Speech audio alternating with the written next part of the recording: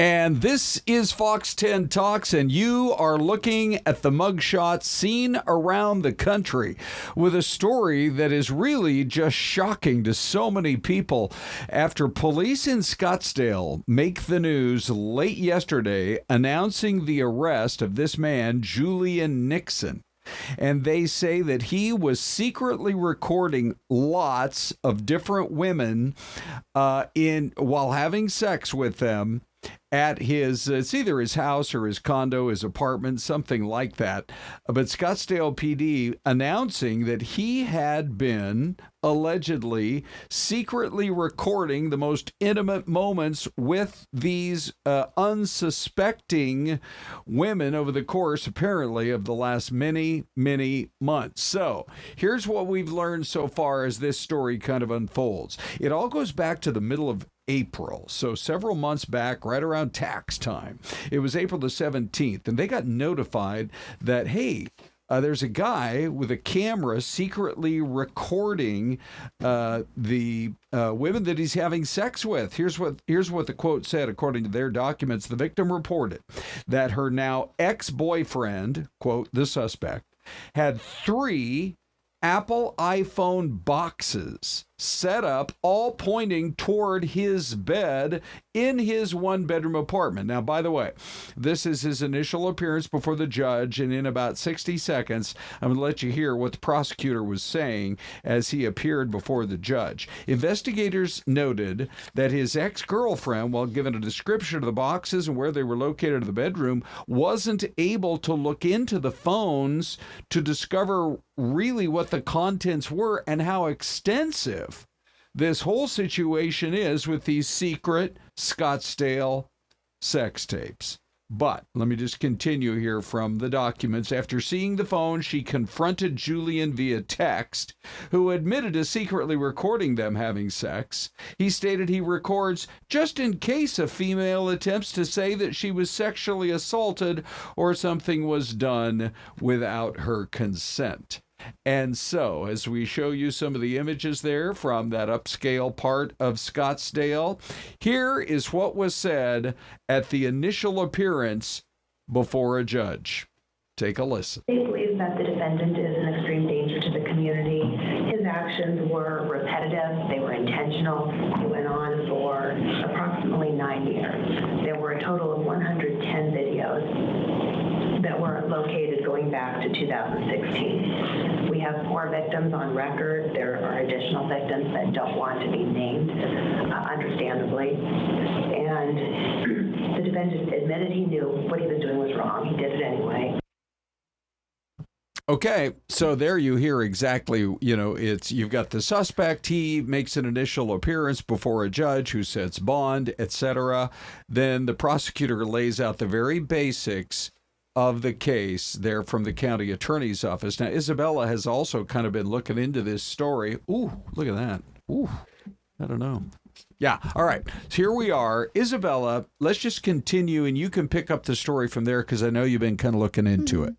Yeah, so really disgusting case, this whole thing. It started with a woman who was formerly dating this guy, noticed there was some cameras in the bedroom. She confronted him, as you mentioned, and that's when it just exploded. So Nixon is accused of a total of 12 counts of felony unlawful recording and 12 counts of voyeurism. Something that's interesting, I think when people initially hear about this, they are assuming that Nixon made these recordings for his own sexual pleasure. But he says that he made it not for that reason, but so he could have proof or evidence if a woman were to come forward and say that he was either raping them or abusing them of some sort. What's crazy is after investigators searched his house, they found videos dating back to victims from potentially as far back as 2016. Wow. Isn't that crazy? Yes. I mean, we're focused on just this mostly, when the whole story came out, of the girlfriend from back in April. But now, as they've started to investigate, I guess they've been able to get access to his phone or maybe multiple phones and go back and look. And so this could have been going on. This is all allegedly, certainly innocent until proven guilty, but this could have been going on for almost 10 years with who knows how many women. Yeah. From what I saw, that they are still in the process of identifying people. Some women still haven't been identified. So it's just a really upsetting situation all around. Okay, so the judge set the bond at $75,000. And he will be required to submit to electronic monitoring. He's going to have some curfew restrictions. He cannot even get on the internet except at work for work purposes.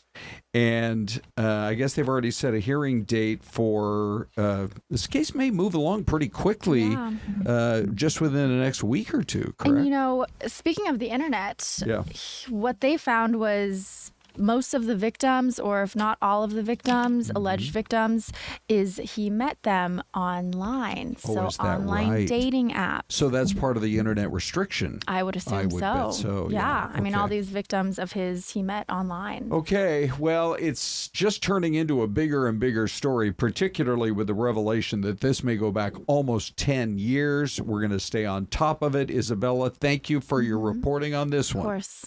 Okay. Hey, also this morning, we wanted to talk just a little bit about this heat. And we have pictures. And by the way, Syleste joins. Good morning, Syleste. Good morning, Ron. Okay, so we talk so often about the most popular trails, which are, in either order, Piestewa and Camelback. But sometimes people will go hiking South Mountain, and it's impossible to curtail hiking there because there's so many different trails.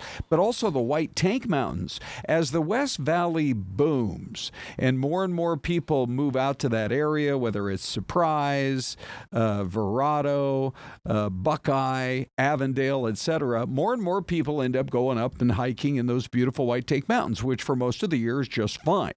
But MCSO said they got a call that there were 3 people. It was a couple of guys and 1 woman, and they needed help out there on a hike in the White Tanks, and that they actually flew their chopper out there, which is a great resource to have, and they were able to kind of descend and put down and figure out what was going on. And of these 3, we're now told that one of them, Syleste, ended up in critical condition. And That's awful. We have these stories. I was just thinking the other day about the influencer from here in the Valley who had such a bright, upbeat kind of outlook as she was heading up to the Scottsdale Sonoran Desert Mountain Preserve up there in the McDowell Mountains. And before you knew it, she was overcome by the heat, and she died out there slightly off the trail. And people, I think, even if you're in great shape, even if you've done 100 hikes here in the Valley, this heat just cannot be messed with. And it may cost another hiker his or her life. Well, and I think we, for those of us who live in Arizona, we've been a little acclimated for a lot of folks who come here to visit, and then they end up taking some of these hikes. We just had a physical therapist who focuses on hydration in studio this morning, and he was saying that you can acclimate over time to the heat, but it takes time. Okay. So there's a possibility that you can do it, but for a lot of people who hit the mountain, it's like their first or second or third or fourth time. Sure. When you really have to acclimate over a number of weeks in order to be able to be out in the heat in those conditions. Yeah. And then when it comes to hydrating, you've got to have your water. I also believe in not just water, pickle juice, but actually, because that's what he said. Really, I mean, really some people pickle juice. People laugh at it. Yeah. I remember in high school, I had a boyfriend who was a wrestler. Yes, and he would drink pickle juice when they would run the track. After he would run the track, really, because it's loaded with electrolytes. Because it has so much sodium. Oh, yeah, it has, wow. And so he actually mentioned that today. He, the physical therapist, he said a lot of people may even choose their pickle juice. Wow. So there you go. Okay. It's right there in the fridge. Okay, I'm kind of a Gatorade guy, and there's Powerade, and there's so many now. What's one of the one I've been trying lately? It's a sprinkle, and it's called Liquid IV. Liquid IV. I love the Liquid IV. Oh, do you do that? Yeah. How often do you take that? Whenever I've been working out a lot, Okay, Ron, which I'm yeah. kind of a gym rat, so like every day. Oh, everybody in this town knows that, Celeste. But go ahead. I mean, I was rooting for Fox 10 Talks, not just T-shirts, but tank tops. Okay. But, you really do have to be careful in the heat because it will creep up on you so fast. Yeah, no kidding. Yeah. Now, just so in case you haven't seen, every day I swear we have one of the best weather people in America, meteorologist Crystal Ortiz. And every day when we go on the air nice and early on TV, on Fox 10 TV, she's like, I'm sorry, but I got to up that number again. It was just a few days ago that we thought, and the peak looks like, before we're going to get a break, the peak looks like it's now going to be next Thursday. So still 6-7 days away from now. And it had been in that 113 range, got bumped to 114. Yesterday, Celeste, we were talking about 116. Yes. And I'm sure you saw today that her number for next Thursday is going to get up to 117. Yeah, it's a crazy. It is. This has been like the first hot stretch that we've seen in terms of, the last 2 weeks. A lot of people are chiming in and saying they like pickle juice. Okay. Yeah, Veronica Cisneros says she likes pickle juice.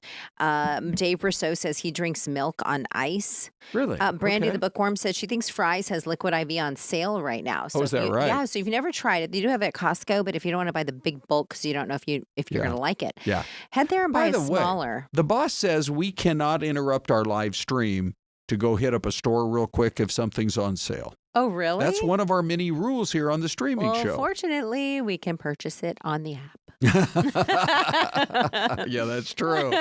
But are you starting to feel it? You know what's weird about this, Celeste? We've had plenty of 110s, which is kind of where we've been floating the last couple days. But I think it gets in your head that, ooh, the bad stuff is coming. Yeah. And, maybe it's just our way of sort of coping with it and preparing for it because we know that we're in that 116, 17, 18 range for a day or two next week. Yeah, I think it's our way of kind of saying, okay, we're here. Okay. It's coming. Yep. And it could be worse. Yes, that's true. This could be Death Valley, but unfortunately It's not. It's full of life. And here we are. Yep. We're all making it. 5 million people, but you got to be smart. That's right. Okay, we're going to go to the mystery cam. Coming up after the break, we have a brand new number just in this morning from that firefight up there on the north rim of the Grand Canyon, the Dragon Bravo fire, and it's not good news. Once again, we will get you the very latest.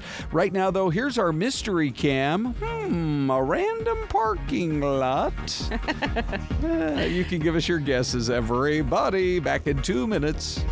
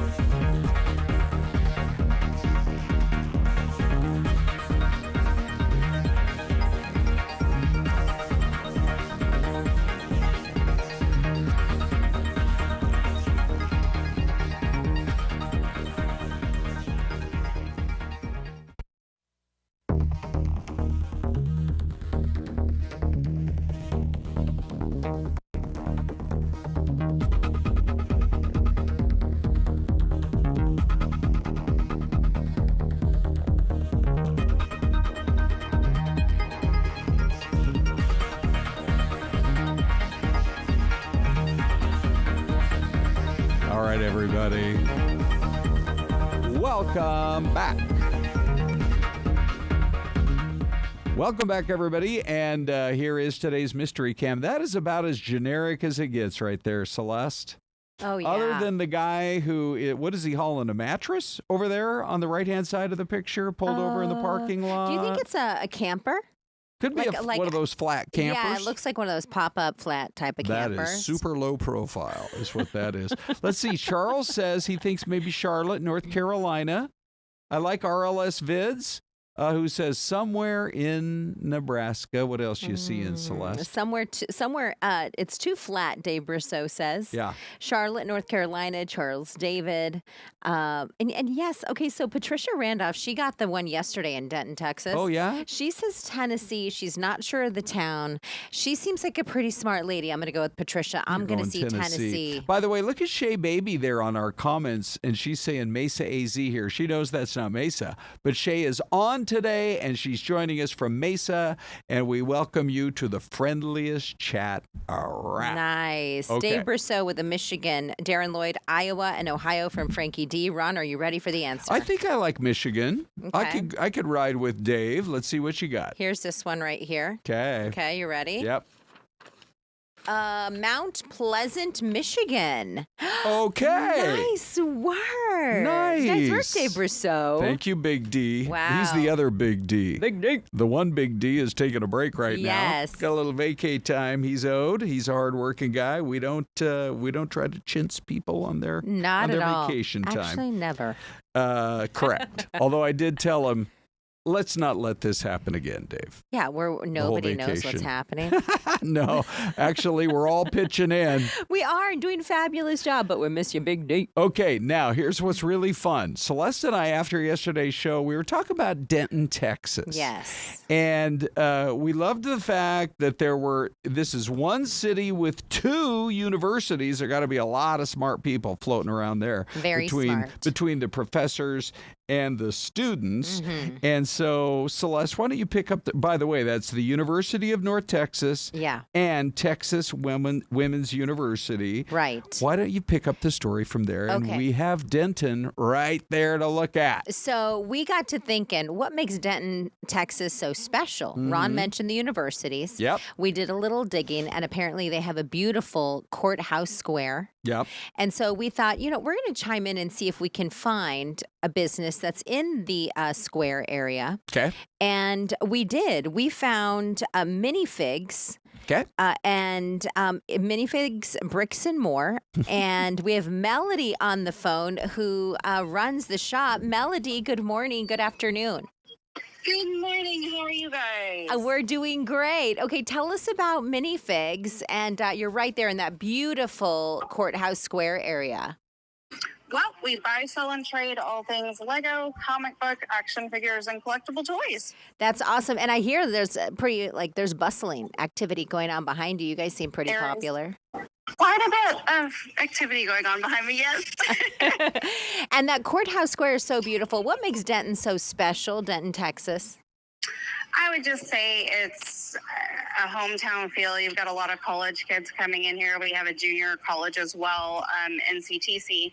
And people just kind of adopt them and make them feel comfortable and special while they're here away from family. And what is it about Legos? I feel Ron touched on it. We co-anchor this show here, and there's a lot of smart people, the two universities, the junior college. I'm sure you get a lot of kids in there. There's something about Legos and bricks, right? What's your interest, and how did that come to be in you running this place? We just took our kids to Disney World back in about 2004, and there was no Lego store in the mall at that point. And we saw the kids playing in downtown Disney at the Lego store. And my husband said, hey, why don't we have a store back in town where people can unplug, get away from their cell phones, and just come in and play with Lego? And that's how it all started. That is so great. Now, let me just ask, Melody, while we got you on the line, true or false? Is the Emily Fowler Library haunted? Yes or no? Depends on who you ask. Well, what's the story? Here in Denton. Who's Emily Fowler? Honestly, I don't know. I'm sorry, I don't have the answer to that. Are there great restaurants, or what puts Denton on the map? Oh my goodness, there are so many hometown restaurants. Our favorite is Roosters, and it's about 2 blocks away from here.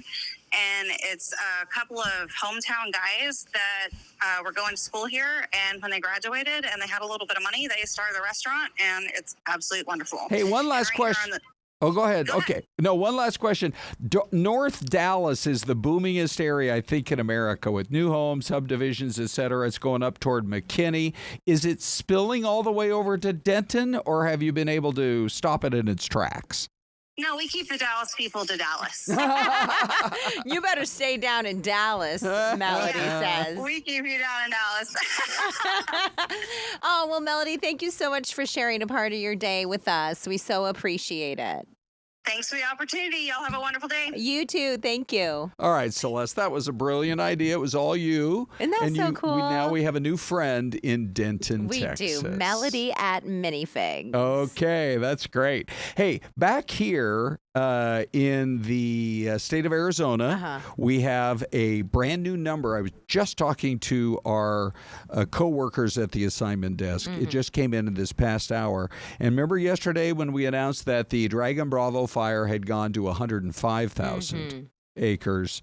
It's now at 111,900. Yeah, almost 112,000 yeah, acres. It's unbelievable. Well, and I think what we've been covering now, if you're in the higher elevations, let us know if you've seen any change in the air quality or anything like that in the chat. But now it's to the point where it's called a mega fire.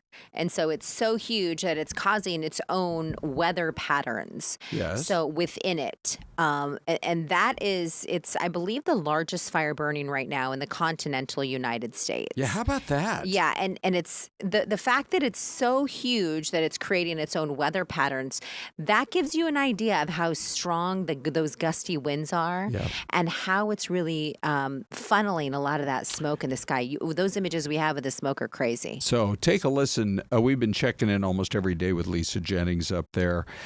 Take a listen to what she had to say late in the day yesterday about this firefight. Today is the worst fire weather that we've seen since this fire started. We have red flag conditions on the fire today, and that means high heat, high winds, and low humidity. And that can be very dangerous because when you're lofting all of this debris from the fire and the column contains all this moisture, if something happens and the fire activity weakens for a moment, you can have that column collapse.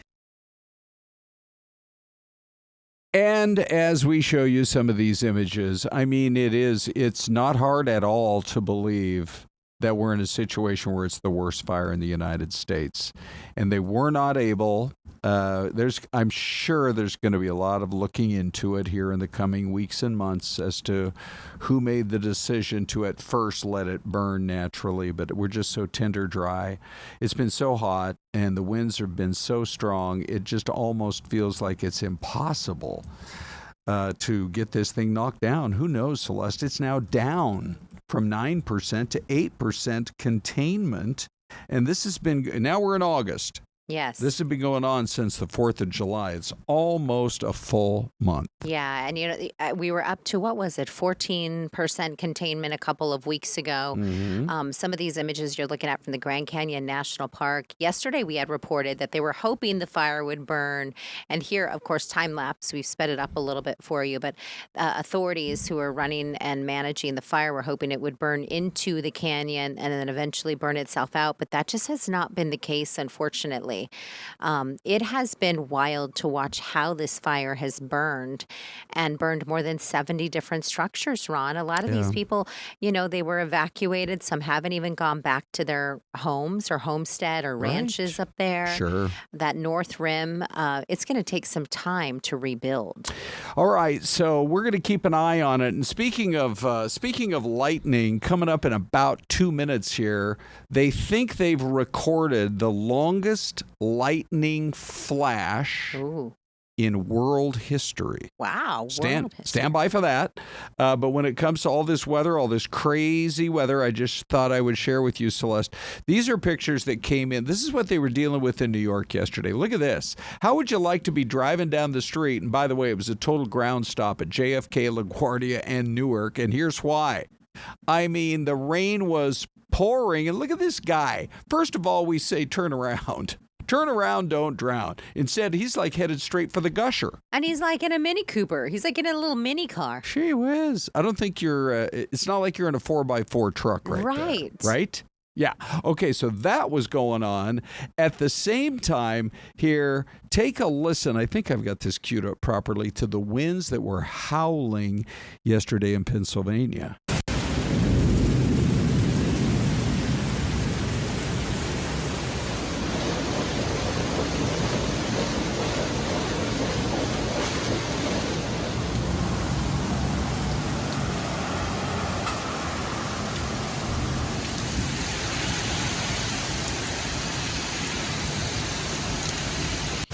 Now, in our business, we call that natural sound. And we're in a business where it's not just pictures, it's the sound, too. Mm-hmm. That really gave you a good glimpse of what was going on. Oh, absolutely. And it can be quite frightening when you hear all of that happening all around you. Yeah. And did you also notice on the streets? First responders and nobody else. So that's the way it ought to be, right? Yes, exactly. Keep those streets clear. All right, let's get on to the lightning story. And here, I don't know if this is the actual lightning strike or not, but we've got the story. Let me just roll this VO here. And wait a sec. That is definitely not correct. We love burgers around here, though. Yeah. There all right. it is. Oh, here we go. All right. So this is part of the story. I guess they think that is one I don't know. Here's what it is. Scientists said they've discovered the longest lightning flash ever detected. Oh, here's what it was. It wasn't in length. I mean, time length. It was in distance length. Somehow they were able to go back and measure it, Celeste. It stretched from Dallas to Kansas City. I believe these pictures are out of Kansas City. And they said it was 500 miles long. 500 miles? Bolt. Yep. All the way from Dallas to Kansas City. Wow. So generally, when a lightning bolt strikes, it's instantaneous and it's about 10 miles long.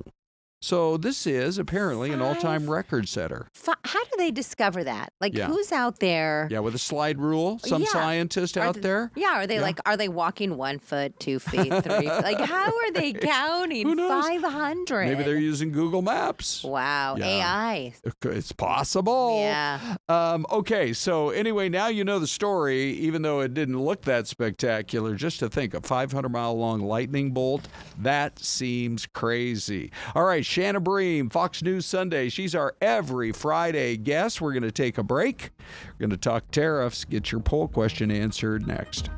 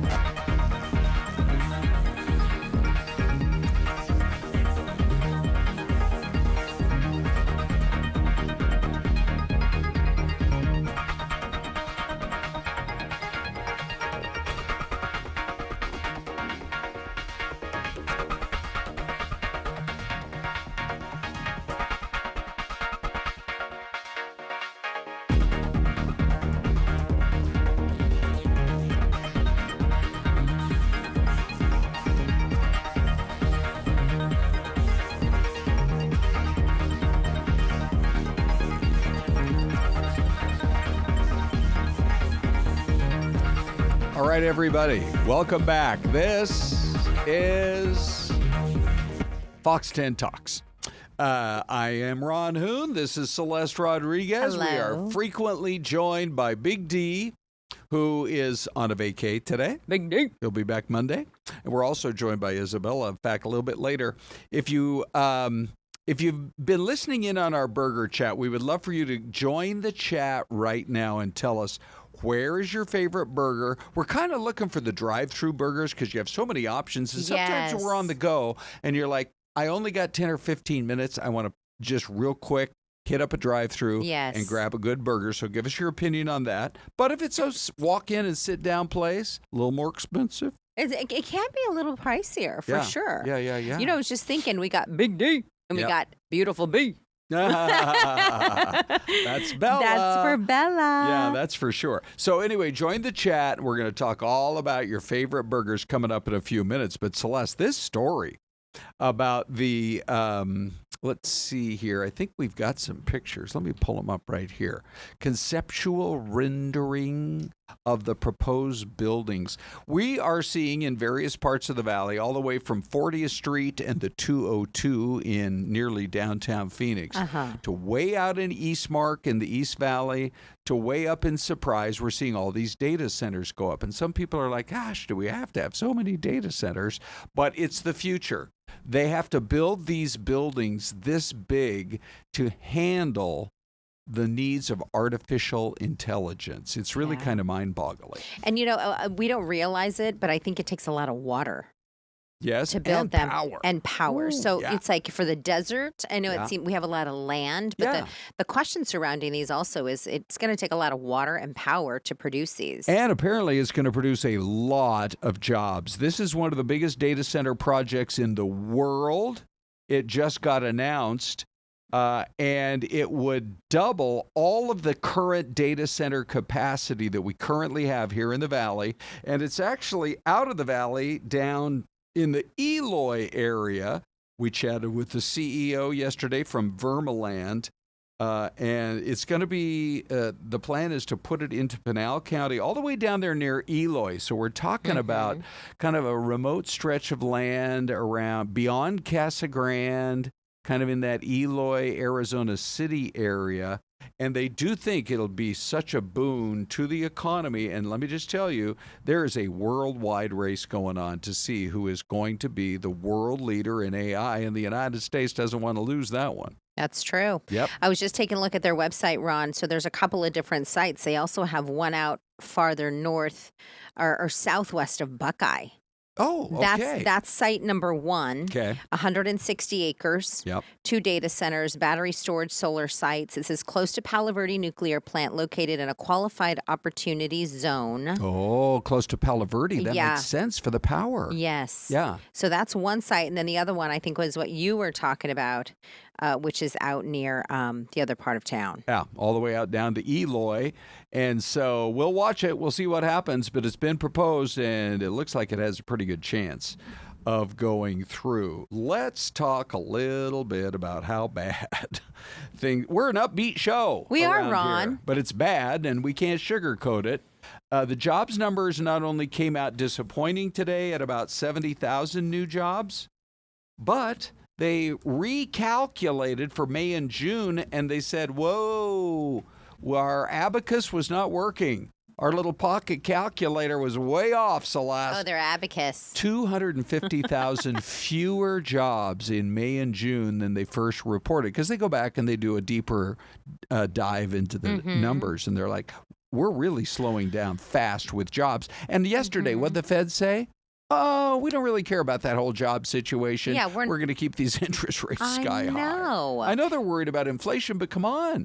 The job situation is deteriorating. Yeah. Yeah. And I think it doesn't help too and you forget about it because a lot of the jobs, so you take a look at all the tech companies. that are cutting jobs, laying off, you know, and so there's kind of a redirection. AI, it's interesting. I heard somebody say, you know, we've been telling our kids for years to learn coding and learn computers and everything like that. But they said, what are the jobs they should be learning because AI now is taking over those coding jobs. Yep. And so what should our kids learn? Hey, let's find out all about it here. Particularly the other thing pushing the market down are tariffs. So we got into it this morning with the one and only Shannon Bream, Fox News Sunday. Good morning, Ron. Okay, so all the talk back when the market was panicking about 85% or even 145% tariffs has gone away. It now looks like they're going to land somewhere in the 10 or 15 or 20% range.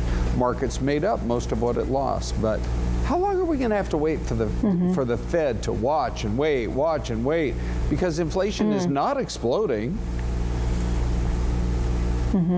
Yeah, and the president is out on social media in all caps calling out, quote, too late Powell again this morning. So he clearly is frustrated about this.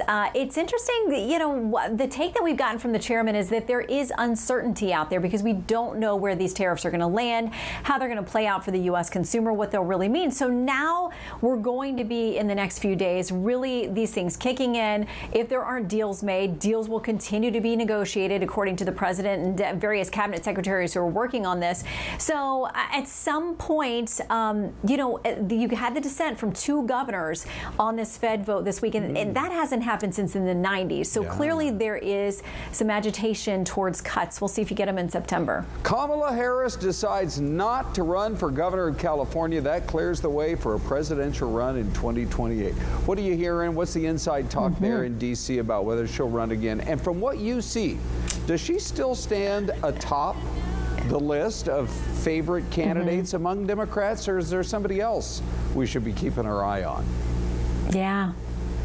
You know, most of the polls she does, I think a lot of that is she was just the vice president of the United States and that she has the name recognition. But you are seeing others that are bubbling up, like the Pete Buttigieg and the Andy Beshear. There are many other Democrats who are making moves, suggesting that they are considering a run as well. Thought it was interesting. She was on late night TV last night saying that she's not doing a formal campaign for anything, but she does want to go on a listening tour. She's got a book coming out in September. She says she wants to go and talk to people without something transactional there, where she's asking for a vote. But certainly if you have a book out and you're going on a listening tour, for a lot of people, that is the next step into, once again, running for the presidency. Okay. All right. We'll see. Hey, what about Ghislaine Maxwell? She meets with a prosecutor and she's trying to cut a deal with Congress before ever testifying. The president says he has the right to pardon her if she were to tell all. Is that even in the realm of possibility? And isn't his only option at this point to order all the Epstein files to be released and just get everything out there in the open? Yeah, so Congress says no deal, no immunity, but they do expect her to testify in the coming days. So we'll see. She and her legal team are talking to Congress about that. Listen, on federal charges, the president can pardon people, and she is certainly angling for that. He has said it's not appropriate to talk about right now, but does say he has the power to do it. And listen, he is pushing for grand jury information to be out.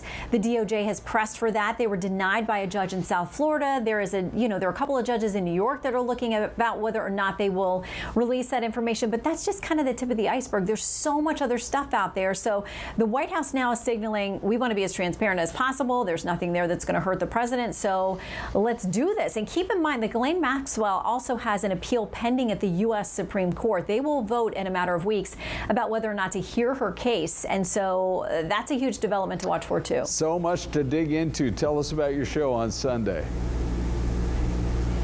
So we've got the head of the National Economic Council, Kevin Hassett, with us to talk about these tariffs and some really tough job numbers for the administration this morning. And we've got Johnny Moore. He is the executive director of the Gaza Humanitarian Foundation.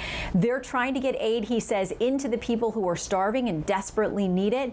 But there are others, the UN and other groups, who say they're doing a terrible job, and they are actually too aligned with the IDF and with the U.S. to actually care about the people in Gaza. So we'll try to separate fact from fiction with Johnny. All right. It's Sunday morning at 8 out here in Arizona on Fox 10. Shannon, thanks. See you next week. Thanks, Ron. We just love getting our chat time with Shannon. Ron, what is a listening tour?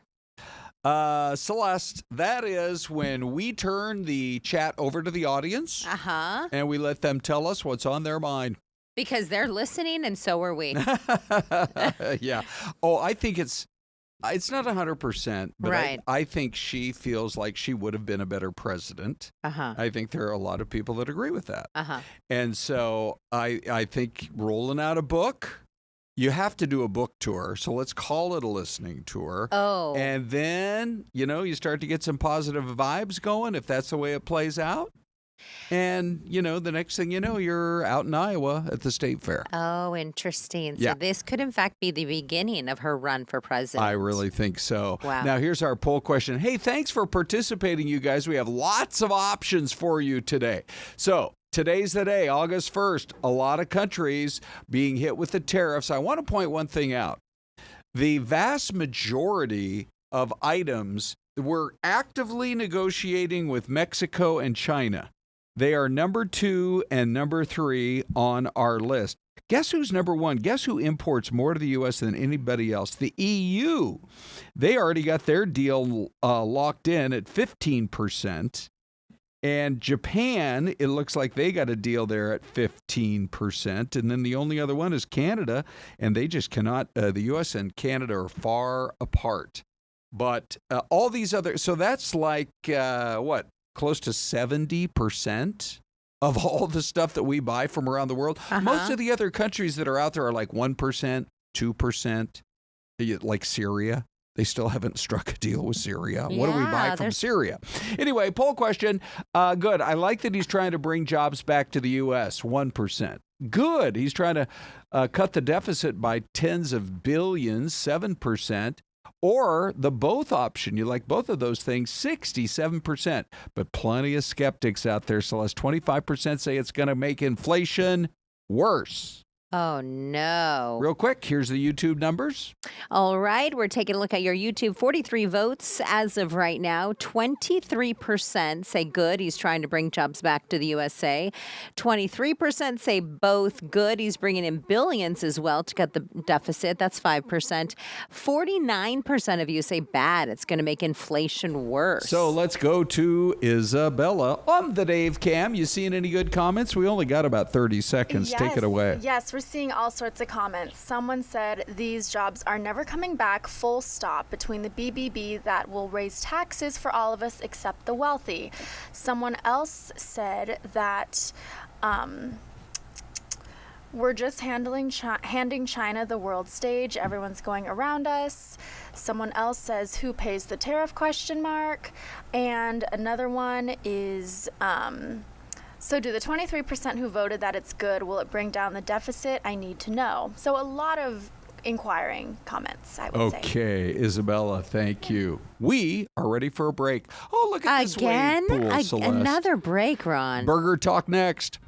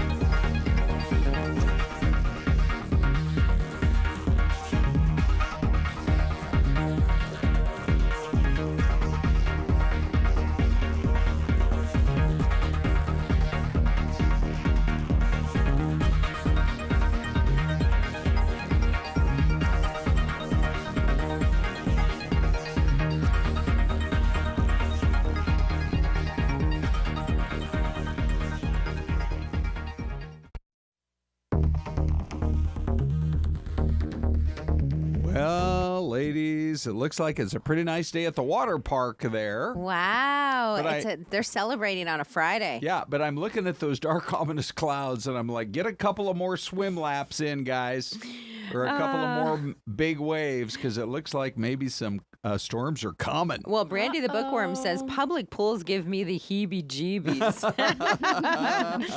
Yeah, you don't want to see anything floating in there, that's for sure. Oh, no kidding. Hey, let's bring you up to speed on several of our top stories this morning, and we are going to start with the big burger news of the day. Yes. Ready? Here we go. So, by the way, Isabella joins, and I mean, there's almost no topic that gets people talking more than food. Absolutely. And I think we all love our burgers. We had the Seven Brothers guys in yesterday. They were in the studio at 6:30 in the morning. Yeah, but we only got 3. There's 7 brothers. Why only 3? I know. That was, let me see, it was Shem and Shez and Seth. Those were the 3 we and got. Max. Maybe there were 4. Oh, there were 4. Maybe. Wow. And I then wonder where there Max were was 4. hiding. Yeah. Okay. Well, anyway, Americans, we do love our burgers, but there's a brewing controversy this morning, you guys. And here's why. This list that came out from the folks at USA Today, I think I got this on VO5. Keep your fingers crossed. Here we go. Okay, let's look at some burgers. You can almost smell them coming on off the grill. So they had the number 1 burger in America is the Double Char from Habit. Now, I love Habit, and I'm impressed that they've kept their prices, whereas a lot of people have gone up a lot with their burger prices. Yes. They've kept their prices pretty low, considering it's a walk-in and sit-down place. I heard their fish sandwiches are delicious. Really? Yeah, Tim from KNIX, we were chatting about this today, and he said their fish sandwich at Habit is delicious. Interesting. I don't know if they call it their Hawaiian or what, but they have a great burger with a full slice of pineapple on it. Yum. That's my favorite. That sounds so Yeah, so delicious. And we've got one right downtown at 7th Ave in McDowell. We need to have like a post-streaming show meeting, ladies. At Habit. At Habit Burger. And make it a weekly habit. I like that idea a lot.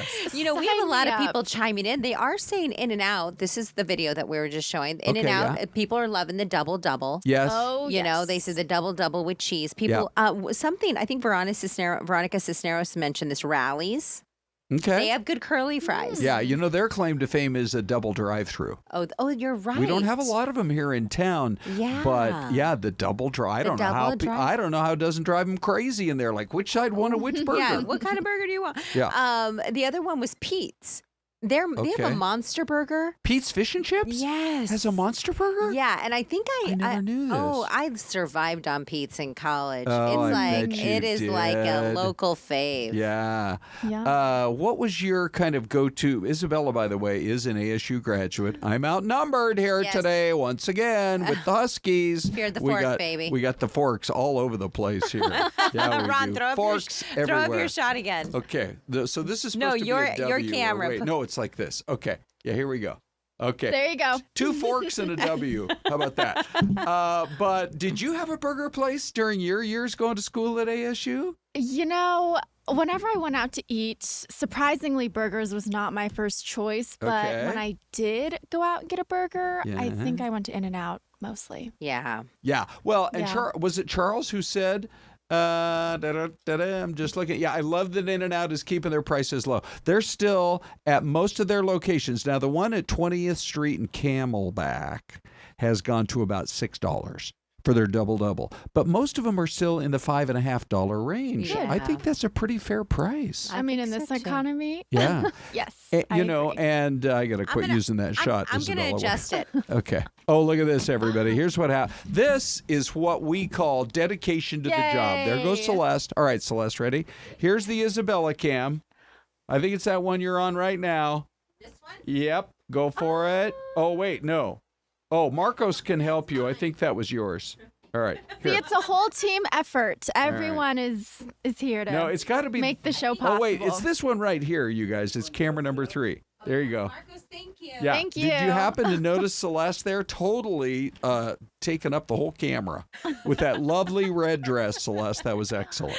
Okay. I think I said I'll do it, and everybody behind the scenes was like cringing. They're like, "Don't touch the gear." This is supposed to be the money shot on Isabella, so I'm just going to get out of the way. Do I And look move at this Marcos way? is going This to way. bring you in, Isabella. Look at this. Look at this. Thank you. Oh, there we Nice. go. There How we go. about that shot right Marcos, there, thank you. everybody? Thanks. That is your Bella bomb for the day, courtesy of Yay. Marcos, our great engineer, with a little bit Thank of you, camelback in the Marcos. background. Mr. Okay. Pavoline says the burger shop at 35th Avenue in Thomas, that just popped up. I have to say, they've got great burger sauce. Yeah. Ooh. Mr. Pavoline, my husband and I have been there. We used to go there all the time. It's been a Really? while. Tell us about it, 35th Celeste. Avenue in Thomas. Okay. And it's kind of a divey little burger spot. Yeah. And it's so good. They have the Okay. best onion rings. Okay. Ooh. I love me a French fry. I will never turn down a French fry. But the Same. onion rings, oh, they were good and crispy. Have you- So delicious. Have you guys ever been to the original Hamburger Works? It's been at 15th Avenue in Thomas Yes. for, I swear, 50 years. And the It's been there burgers are forever. still so good. They are so good. And every time I go, it's hopping. But for whatever reason, it doesn't get all that much chatter. And every time I go, I say, I got to go more. Have you been there yet? I haven't. Isabel? 15th Avenue, So, Thomas. Yeah. I think our first post Fox 10 Talks meeting should be Okay. there. 'Cause I've At never the been. original Burger Works? Okay, good. Husky Okay. Mom said the reason they jumped into action, they remember when I spilled the coffee yesterday. Correct. Oh, They're like, believe me. girl, don't be Don't touching touch anything. Yeah. We're all super Husky Mom skittish. is You don't- smart lady. I can't believe Celeste came in with another cup of coffee today. Oh, there you Cold go. brew. Okay. You know what else is good near the Burger Factory? Or what is it called? The Burger? The original the orig- Burger Works. Works. Yeah. Across the street, Okay. McGurky's. Really? It's an amazing sandwich shop on 15th Avenue in Thomas, family owned. Love it. The man, family still owns it. I went in there and did a what's cooking segment, and Italian deli, and they have like an oven in there, and they'll warm up those warm Italian sandwiches. Ooh, nice. Oh, don't even get me started on food. Really? Okay. Yeah, sounds it's so great. good. It's right Isabella, across the that's street. a hot tip. Now we have to decide, is it going to be there for our first post meeting Oh or yeah. over at the original You Burger know, Works? I think we talk about burgers so much Yeah. in honor of our conversations. The Okay. burger place Yeah, first. well, that's true. Bella makes the call. Then McGurkin's That next could be a time. whole new segment. Bella makes a call. Bella makes the call. Celeste and I could present two sides of each story. Yes. And She'll will probably decide. vote with me. Bella makes the call.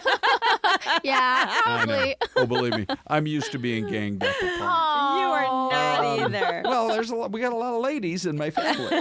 By the way, the rest of this survey says that the Papa Burger from A&W is number 2.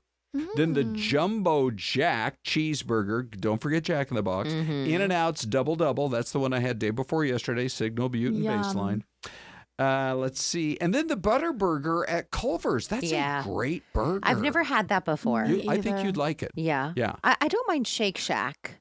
Des, I think that's Desiree's favorite. Yeah, It Shake is. Shack Yeah. is pretty good. There's one on Camelback in Central. It's Yeah. pretty good. I love a good smash burger too. I'm sorry, I will Oh, never smash. I'll never turn away a burger. Yeah, for sure. I love burgers. All right, so let's just show everybody some of what we came up with. I was working with our producer, Melanie, Okay.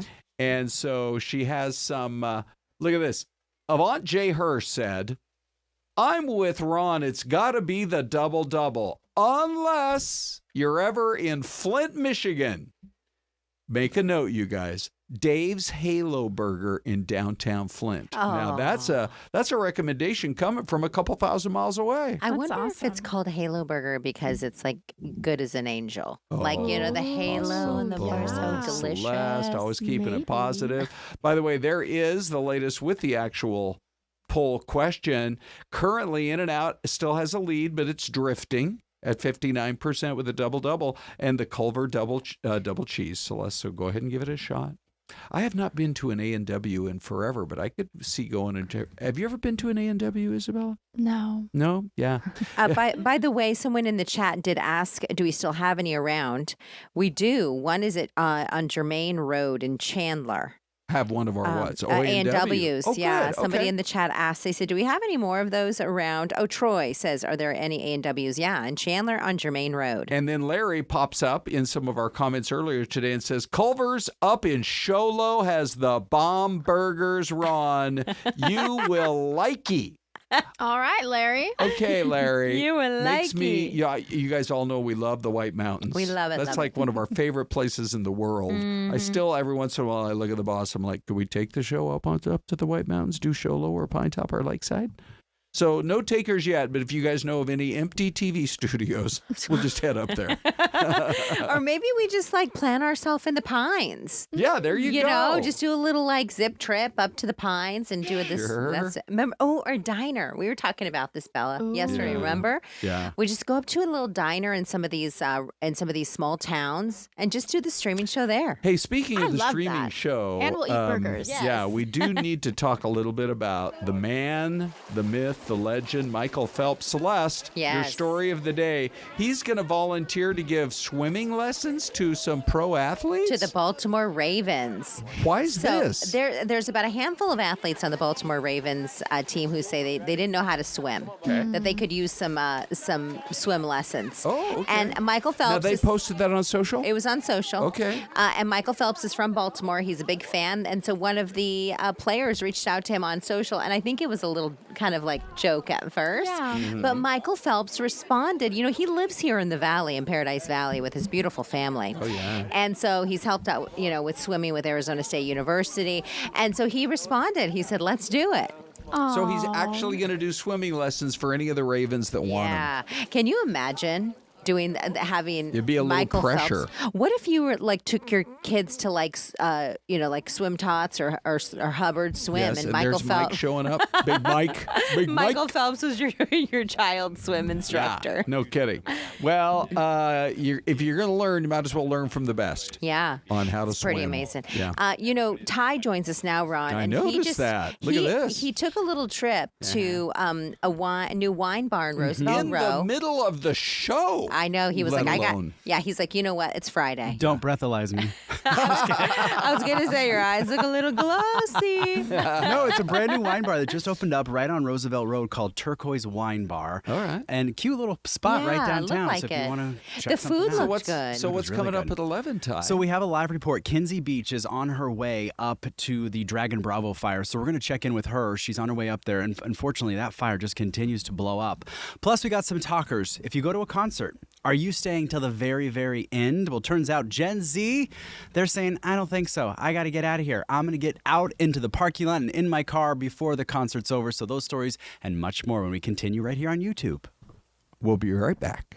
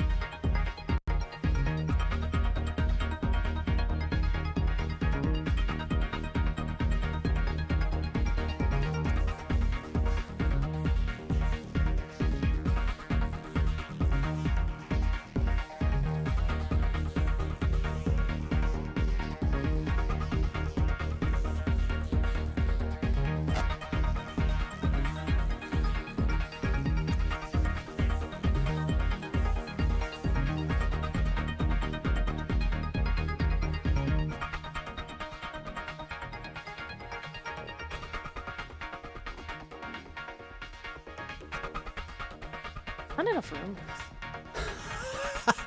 She's complaining there's not enough room. There's not. Not enough We need like room. a big table. We got a lot going on. We got computers. We got scripts. too much we got stuff. phones. We got badges. You I'm name like, it, we I'll got figure it. it out, but you and I are kind of one and the same, very type A. A little bit, and yeah. I like everything at home has a place, right? So I'm trying agree to with figure out the you. place for everything I here. I'm like, know. I don't know where I like this yet.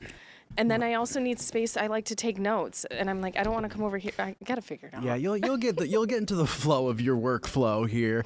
Anita is off today, so Yeah, Des was hi. nice enough to say, you know what? I'll do a whole hour streaming today. Yes. So we look appreciate at how you being- generous. And You then I'll do are. the noon with you, Ty. Oh, you I'll are get doing even the noon more with me? generous. Look at that. This Yeah. is going to be a nonstop day of just Des and Ty. I know, right? Well, thanks for hanging out with us. Of course. I'm glad to be here. We are going to work in just a few minutes. We are expecting to talk to Kinsey Beach. She's on her way up to the north rim of the Grand Canyon today to talk about that Dragon Bravo fire. So we're still working to establish her shot. But in the meantime, I thought we'll talk about the weather because I think we were all saying how in July it was not that bad. No. You know what I mean? I mean, we got a nice,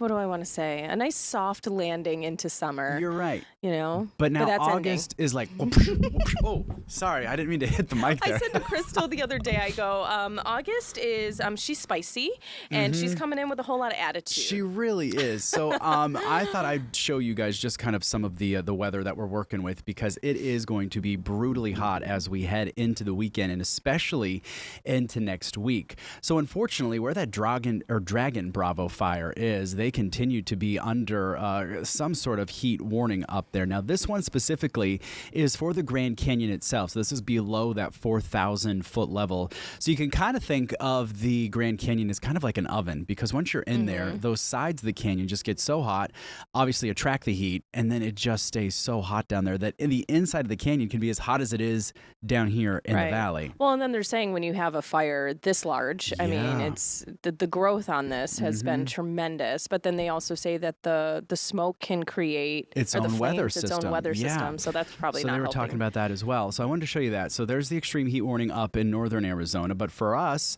down here in the central and southern portions of the state, we are also looking at some very, very hot temperatures today as well through the weekend. So we've got that excessive heat warning in Maricopa County through Saturday. And then over on the eastern side of the state, that's going to be in effect at least through Sunday as well. So some very hot temperatures. And guess what? We're not going to be done with this because as we head into next week, we're going to be under another heat advisory. So I wanted to show you real quick because there is the possibility of seeing a few little isolated showers pop up, and that's exactly what we're starting to see over on the eastern side of the state. I'll try and zoom in. This is not the easiest on this computer here, you guys, to do, but you can kind of see. That would be good news. But it's not But it's up not going near to the help. fire. Yeah. Yeah, unfortunately. But there is the not where it needs to possibility. be. So we'll be watching that very closely. But of course, when we get these types of storms, there's the possibility of more lightning, which of course we obviously don't want because the Dragon Bravo fire, as well as that the White Sage fire, But monsoon both season, started. I mean, that's the thing with these storms. They're unpredictable. So Yeah. it's like we're crossing our fingers that something pops up that maybe is not showing up right now. Right?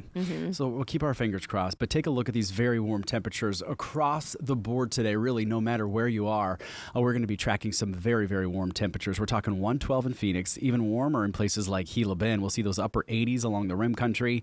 The coolest one on the map today, if you are lucky enough to call Flagstaff home, only 83 today. Still above those seasonal averages by a degree or two, but really not bad when you're talking low 80s versus 112 down Send here some of that in down to the valley. I know, right? Yeah. And then those overnight lows, you guys, we're going to be dipping back down into those upper 80s here in Phoenix and then down into the 50s up in the higher elevations. So places like Flagstaff as well as up into the Grand Canyon.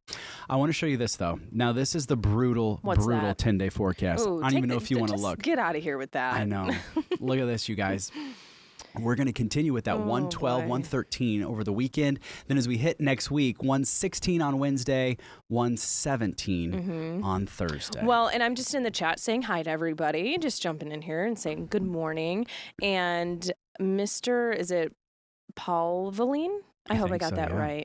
right. Says August is always the hottest month of the year. And I love how Dave is saying, I love how we can call 83 cool. It's all relative when you live in Arizona this long. All right, I think I see Kinsey. Is she good to go, you guys? She is good to go. All right, so let's jump over to Kinsey. Kinsey, good morning. Hey, Kenzie. Good morning, you guys. Happy Friday. Happy Friday. All right, so we see you're driving in the car. Give us kind of a brief rundown of where you're at and where you're headed today. Yes, so we left early this morning, left the valley. We're still about 45 minutes, about 20 miles from the south rim of the Grand Canyon, but this fire is burning in the north rim, but that whole area is closed off, so we won't actually be able to make our way kind of super close to the fire. But right now we are going to kind of the south rim area. That's still open, and the park is still open to visitors, so we're hoping to talk to people that are, either visiting in the area, up around the area, get their reaction to the fire, and also just kind of talk about how long this fire has been burning. I mean, it's going on over 4 weeks now, and the Dragon Bravo fire is over 100,000 acres. Right now, it's only at about a 9% containment. I was able to speak with the incident meteorologist yesterday, and he was talking about just how dry it is up there, how windy it's been. I mean, look at all of that smoke filling the sky. I mean, the videos and the photos of this fire, it's just crazy to watch, and it's just continues to burn. I think another huge element of this, since it's burning in the Grand Canyon, is so much of this terrain hotshot crews aren't able to get to. So we're going to get up there around noon, it seems like, and get another brief on kind of what the latest information is. But that whole North Rim area has been under evacuation for a couple days now. So it is pretty crazy when you kind of see the divide right there in the sky. You see blue skies and then the massive plumes of smoke. Like I said, we're still about 25 minutes away from the south rim, so we're not seeing that huge divide yet, but I'll flip this around to kind of give you guys a little bit of a better visual while we're driving. I don't know if you can see that. I think you've got your filter on. It's got like a... Oh, it's no. got the blur. Okay, let's see. Let's see. No, Oh, there we okay, go. there we go. Yeah. A little surprise.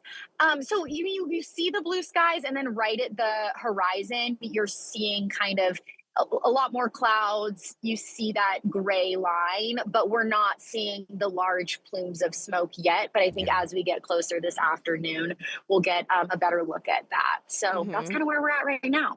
Kinsey, I know you're going to talk to some businesses up there too, and I think when people, I mean, obviously the Grand Canyon is massive. There's the North Rim, which is affected by, unfortunately, this Dragon Bravo fire, but the South Rim, as you mentioned, still open to tourism. But I think when people hear that the Grand Canyon is on fire, they lump it all together. And unfortunately, I think a lot of people are starting to cancel their vacations because they think the entire Grand Canyon is closed. And this is really affecting some of those businesses, even on the South Rim, especially in that little town of Tucson, which is kind of the gateway as you make your way into the Grand Canyon. What have you kind of heard as far as, I mean, I know you're not there yet, but I know you've kind of been making some calls. What are you kind of hearing? So there's kind of been some group meetings of businesses in this area of what can we do? Because you're right, when people hear the Grand Canyon's on fire, especially this time of year when you just read how hot it's going to be in the valley, a lot of people, even from the valley, take weekend trips up north. But if you hear that it's on fire, that's going to, a lot of people will be like, oh, we don't want to go up there. You see these pictures, you see these videos. So even businesses on the South Rim where it's still open, trails are still open on the South Rim, they're being impacted as well. So they're kind of figuring out, what can they do to spread that message that we're still open. So we're going to talk to a lot of those businesses and hopefully, show our viewers and tell people here now that there are certain areas that are still open that you can go to. And I think it'll be interesting to talk to people that are up there. Were they expecting to see the fire from the South Rim? Were they not? Those kinds of things. And you might even, I think, we've seen some of those images from the South Rim, and you can still see a lot of that smoke from the fire, even on the South Rim. Oh, yeah. I mean, this thing at more than 100,000 acres, it's it massive. would be hard not to. Yeah. And the Arizona Wildfire Dashboard, they said on Thursday some of that cloud cover did help fire behavior in the overnight hours, allowing crews to try to strengthen those containment lines. But Kenzie, that's something, right, we think about is the crews out there working this. I mean, more than 1,000 men and women trying to contain this. That is, a massive show of response. Yeah, I mean, there's crews from all over fighting this fire right now. It's interesting because I even pulled up the Watch Duty app has great information, and they're always supplying new information in what feels like every couple of hours. And crews are still able like to hold, secure, and scout indirect lines across the fire area. So what that means is they try and establish these lines around the fire. So then they work with the incident meteorologist to see how the weather is going to change. But they were talking about the winds, and that's kind of a problem that they continue to face with a lot of these fires. That's common. Yesterday, gusts upwards of 35 miles an hour, and that poses also a safety risk to these hotshot crews that are out there. We've seen it in the past. The wind can shift, and that can be really dangerous for these crews as well. Yeah. And, I think it was just interesting because now they're saying that this is one of the 10th largest wildfires in our state history at over 110,000 acres, I should say. But then this was one of the largest current burning fires in the continuous United States right now, which is just kind of wild to think that here in Arizona we've got this big of a fire going. Yeah, when you look at it on that type of scale statewide and across the U.S. I mean, even the map, I don't know, I can show you guys this, but that is the burn area. And when you look at that on the scale of our entire state, I mean, it's a massive portion. But obviously the Grand Canyon is massive in itself too. Sure. So it is a smaller area of the Grand Canyon. But this fire now, 111,969 acres. Massive. Yeah, it'll be interesting to hear what folks have to say about this today. I mean, and also I think about, some of the, I don't want to say backlash necessarily, but we've heard Governor Katie Hobbs kind of speak about the decision made here early on in letting this burn. Because they thought that they would be able to let it just automatically and calling burn for that itself investigation out. and wanting to look into that. But I'm sure these crews are, you're second guessing probably everything that, started those decisions early on, of course. So it'll be interesting to hear. I think too, in the midst of this, it's hard to evaluate some of that damage. If you think about how much wildlife is in these areas of the Grand Canyon. I mean, that is, heartbreaking to think about. Are they able to, go other places? How are they being impacted? But unfortunately, we kind of won't see what that looks like. I hate to cut you off, but we got 20 seconds left. But drive safe. You and Mario, I know you're headed up there. We're looking forward to your reports tonight on Fox 10. Say hi, Mario. Hey, Mario. You got 5 seconds to say hi. Hurry up, Mario. Keep those hands at 10 and 2. He's like, no, I work behind the camera for a reason. All right, we'll be right back. Thanks, Kenzie. Stay safe, you guys. Bye, guys.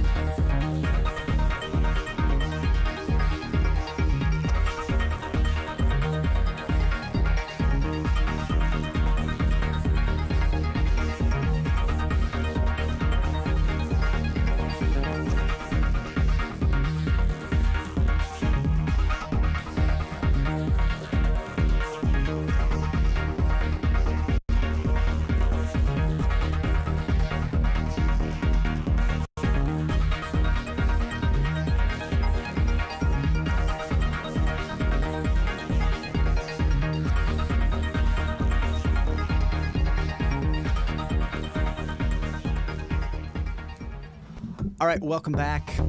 We've got some fun talkers here this morning. Welcome back. Welcome back. Welcome back. Welcome I didn't know we were going to back. get serenaded here Look this at morning. that. Sorry for breaking your eardrums. Look at this. We're talking about travel trends We here are. this morning. I'd Doesn't like this to look travel nice? there. To sit on a beautiful beach. Let's do it. All right, so this is kind of interesting. What is your vacation of choice? I like an active vacation. I can't sit on the beach. My gosh. Can you? All right. Yes, I can. That's what Absolutely you're can. You're a beach bum? Uh-huh. Yeah, please. Well, that's a good question to ask people in the chat. Yeah. Would you rather do stuff on Okay, vacation? we'll find out. Or would you rather, kind of sit Okay. around and relax? And you tell them how Gen Z is picking their Yeah, because I thought this spots. was kind of interesting. There's a new survey data reveals how Gen Z picks their travel destinations, and it's not how you might think. So listen to this. A survey found 1,000 frequent Gen Z travelers conducted by Full Frame Insurance found that many Gen Zers who plan a vacation often pick their destination based on the, get this, visuals and not the activities. They're Oh. looking for something like Instagram worthy. You know what I mean? Oh, gosh. So 3 in 5 participants said they plan vacations based on quote unquote how dateable people look in photos.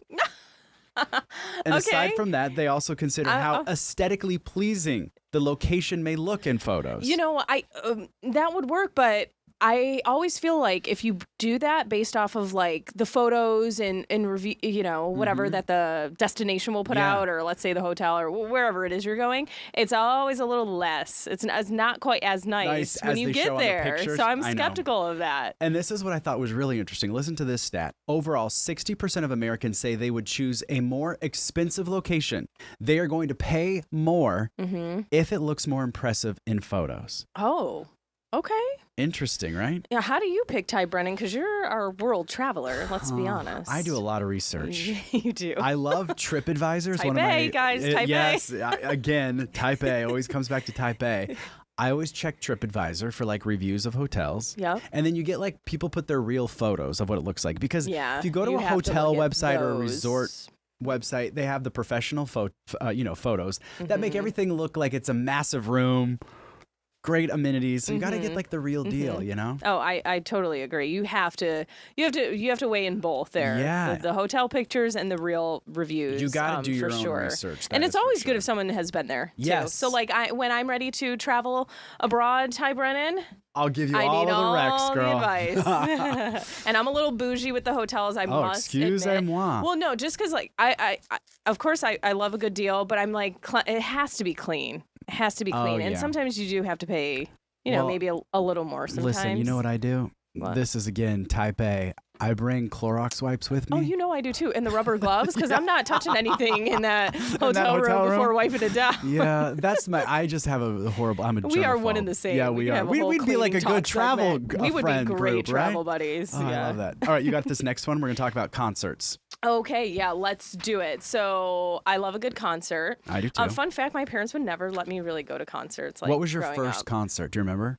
Yes, I do. What was it? Was it? Chris Brown at Darien Lake Six Flags. Oh man, and I had a good time, and my mom had to go with me, and I did not care that she was there. You were just living your I was best just life with glad Chris that they Brown? finally let me go. I was like in high school too. I'm like, come on. What was your first? I think my first concert was when I moved here. Okay. Do you remember? I think it was Lady who- Gaga. Oh, Gaga. Okay, Yeah. she would be a good first. Yeah. But Okay. I was not like really into like live music until then I went to see her. And then you realize like how fun it is. how cool yeah. of an experience it is. Yeah, And well, she's listen. a great performer too. I mean, she puts on a show. Yeah, that would be a good one. Chris Brown does too. There's a good list. So summer concert season we know is in full swing.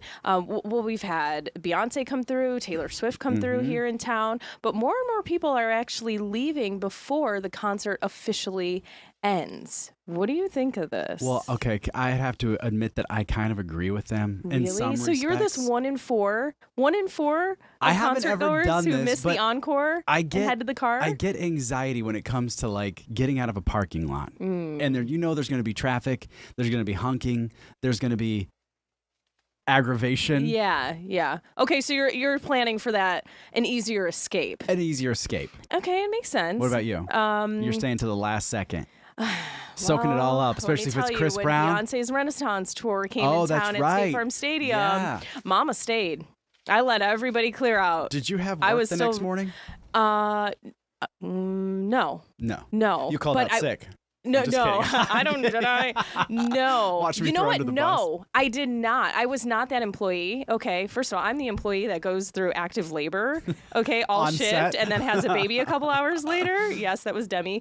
But no, I did not. And David and I got tickets at the last second, so we were up in the nosebleeds. But I had to work that day, so he drove home. I fell asleep the second we got in the car. yeah. But I would like to stay and ride it out. I'm not going to be the 1 in 4 That leaves early. heads to the car early. All right. Yeah. I've been having trouble. I've been very distracted. Me too. By our next guest Squirrel. here. I know, right? You guys, I want to introduce you to our friend Nate from Postino. Yeah. Nate, good morning. Nate. Morning, guys. You got to get. Hi. I'm sorry, This Nate. You got to smells get so right up on that good. microphone. You know what? I'll just Here, put this bring- right in front of me Yeah, if and you I'll don't just mind. Take this one too. You take All that right, one. yeah. All right, so take a look at It these is. beautiful boards. I'm going to put this one right here, and then we'll try and get a good camera shot. Can we? Do you want me to move this one? Oh, I know. there you After go. Don't drop dropping the it. crystal stand the other day, Yeah, I'm a little little nervous nervous. to touch the boards. There Nate, we this go. is so cool because this was part of you. You guys did this. You guys have done this 2 years in a row, right? Now the Battle of the Boards. This will be our third year doing Third it, yeah. year. Okay. So for people that don't know anything about Battle of the Boards, what was this all about at Postino? So basically, we start with 6 bruschettas. They're made by employees across the country since we've expanded. How many locations now? 40 Postinos. Whoa. No, 41. We just opened Okay. up another one. So, and we keep growing. So Okay. that's what's really great. Congratulations, by the way. Thank you. So you went to all your chefs. Yeah. So these are the 6 finalists, and then we collaborate with our guests, and our guests get to vote on which one they love the best, and that'll be on our new menu. Really? Oh. Yeah. Do you get I bet the employee gets some pretty good bragging rights too, don't they? Oh, I bet. Yeah. Yeah. I mean, I would be. Oh yeah, I would be too. All right, so I'm gonna hold on. I'm gonna show. Let's see if we can do. Yeah, show it in yours. Tryna- Here, and hold I on. can take one. What if I hold You got this up? I think we're gonna get a different camera angle. Can you walk me through what They're these are? also aesthetically pleasing. They are. What They're are beautiful. What's on this board that he has here? So Let's we start have at the our top. Chicken Caesar chop here. Oh. Clever. Chicken That Caesar sounds good. salad. Yeah. You know, that was a good one. We have our bocarones. It has mascarpone, crushed tomato mix, lemon zest, and chopped up anchovies. So Wow. chef's kiss That on one's that. fancy. Oh yeah, And what's this last one on That the looks like bottom? a dessert one. it is. It's going to be our cherry cannoli. Oh. Yeah, I know. Yeah. Oh my gosh. Leave it to me to sniff out the dessert The one. dessert- yeah, you had your eye on that I'm a one. dessert before dinner type of person. You're smart. All right, and then what is this one? Do you want me to hold here? Or do we I'll have try to that hold it camera? up. Listen, I think he's getting that one camera set Which up one? for Where us. do you want to go? Hold on. Oh, there we go. Oh, we got it. got it. Look at that. Okay, Perfect. Look at that. We don't even need to move it. All right, so what is this one right here? The That's going to top be our one. everything lox. I'm going to tip it up just a little. Basically just lox cream cheese. We spruced it up with some fresh dill, Oh got my pickled gosh. onions on there, everything bagel seasoning. All right. Is there is there salmon? capers and salmon? Yeah, Capers I like and salmon, yeah. salmon. Okay. All right, and then what is this middle one? It's our hot honey sweet potato. Oh. Oh, it's super filling, super good. That and sounds hot good. honey, you know, I that's love so- hot honey. Yeah. And then what's the last one at the very end? That's going to be our supreme. Supreme. Yeah. All right, what's on that baby?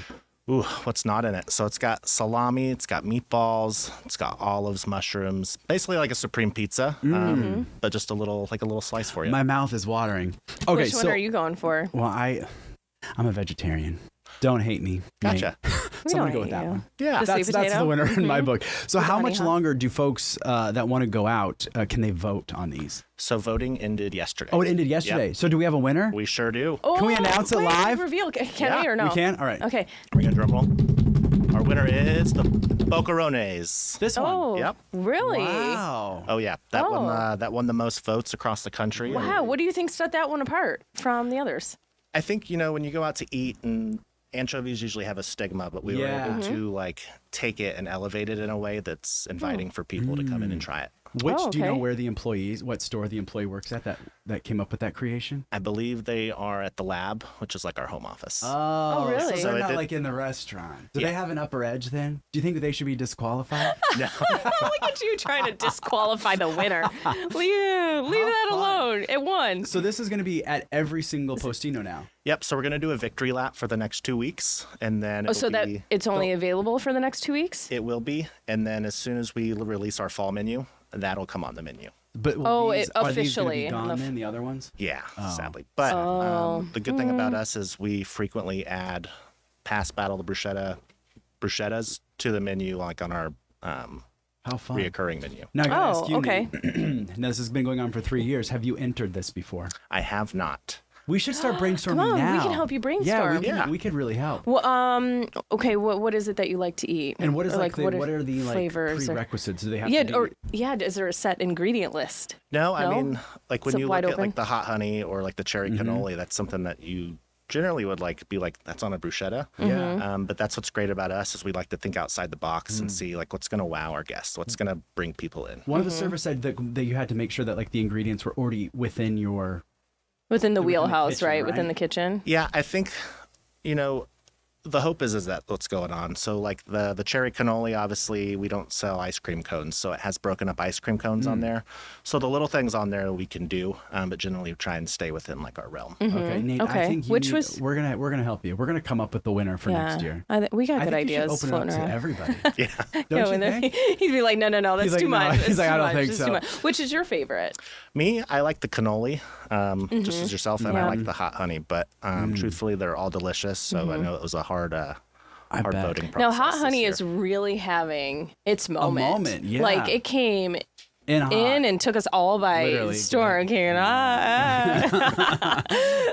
How long do you think it's gonna have a moment? It's like it's on bruschetta, it's on ice cream, it's everywhere. Pizza, yeah. On a good pizza. Oh, yeah. That's good. Probably a while. I mean, I feel like when trends happen with food, they're usually here to stay. Yeah. I was gonna say I feel like this one's Yeah. here to stay. But you know which one kind of like snuck out? Which one? Sriracha. No, I still No? buy sriracha. Really? I love sriracha. Oh, I okay. can't. You do? Nate, we Oh, got okay, about a maybe minute it's just left me. real quick. But you guys do the board and bottle. Yeah. On what nights? Mondays and Tuesdays. Mondays and Tuesdays. Such a good deal. $20 for a board and a bottle of wine. And a board. Sorry, 25. 25. Yep. And this is a board with the 3? It'll come with four. 4. 4, and then you can choose a bottle of wine. Oh. $25, and your night's pretty set. Oh, The stage what's your dive, pick? by the way, the Pinot Noir. This Oh, is that's you? This is I always go for this one. That's where we Postino. part ways, my friend. Sorry. Yeah. Well, Nate, thanks for coming in. Yeah, of give us course. kind of a real quick, about 20 seconds, the website where folks can kind of find all your locations. You can go to PostinoWineCafe.com. Google us. You can find us on Yelp, anything like that. And Fun place to head for the I love Phoenix, you. There's 8 locations. Yeah, so you we'd guys love are to pretty see much you guys there. everywhere. Yeah. Yeah. I love your one at downtown Gilbert. That's Yeah. my home one. Yeah. Nate, thank you for coming in. Yeah, of course, guys. Thanks for watching, guys. Happy All weekend. right. Bye.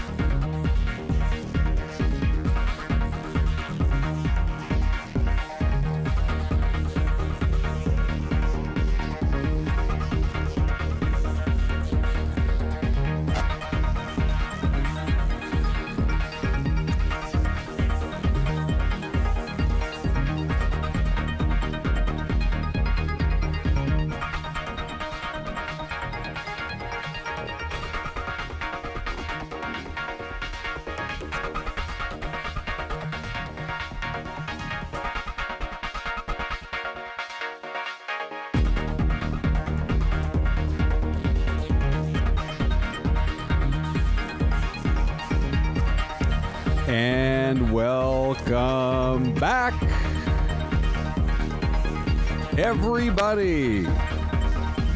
We welcome you back now to the 11:30 half hour of Fox 10 Talks. It's Ron. Hello, And- that's me and Des. How's it Hi, going, still Des? here. Good. What all did you guys talk about in the last half hour? Oh gosh, what didn't we? Oh, we talked about folks leaving concerts early before Yeah. the show ends. Okay, now why? Is that you? Sometimes yes. Sometimes? Yeah, I'll try to Okay, beat the okay. crowd if it's a super big show. Yeah. But why did it become a big story? It's all over the headlines. Why? Oh, it's just something that 1 in 4 people are doing now, and it's summer. Okay. It's summer concert season, so Oh, okay. yeah. Given Yeah. that it's Yeah. that time of year, Right. and then in our first concert, what else did we talk about? Oh, travel destinations and how folks pick. A lot of folks pick based on the photos On the social media. on social, outlets. and yeah. I did that when I made my I was big gonna say, trip is this that you, year. Ron? I feel like you're Yeah. gonna do more research though. Yeah. Oh, yeah. I mean, I'll come up with a bunch of stuff to Yeah. go see, but I've done that a couple of times. And so this crazy, unbelievable hike that I went on earlier this month, that all came from pictures that I was seeing online. Oh my! I You've been to some know. amazing places. Yeah. You were last where? Norway. Norway. Yeah. Oh, so cool. So yeah, I mean, why not? You see a picture of Yeah. some place in the world, and you're like, I hope it's not AI generated. Right, and the kicker on that story was folks also look at people in the photos. Yes. And if they look dateable, singles are more inclined to travel Is there. that Isn't right? funny? Oh, that's hilarious. Yeah. so Okay. That's a little Well- bit, and then we had Postino in. Yeah, They're that was great. Yeah. Hey, so we watched over and over, hoping that we were going to get a liftoff. SpaceX rocket, they got those huge rockets. And the question this morning was, because they had delayed it at least once, I think a couple of times there were some delays that had created as a result of some glitches. So guess what? What? We had liftoff just a little while ago this morning, and I don't know about you, but I got to go see it in person once in my life. To see these massive I'm surprised rockets you take haven't. out. So is Yeah. that next on the list, or you've got Maybe. another stop first? Maybe. Where are you going next? Minneapolis. Okay. Well, actually, the whole state of Minnesota and Wisconsin. Oh, look at that. Yeah.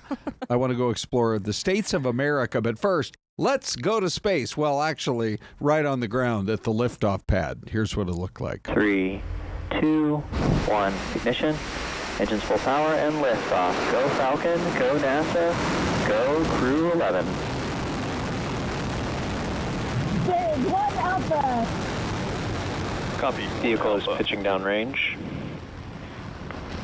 Stage 1 propulsion is nominal.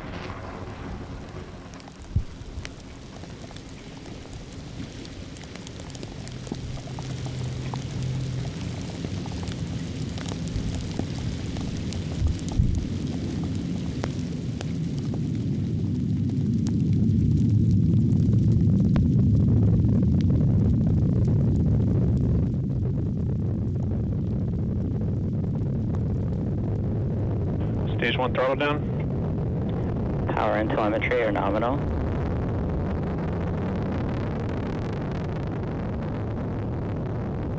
Max Q.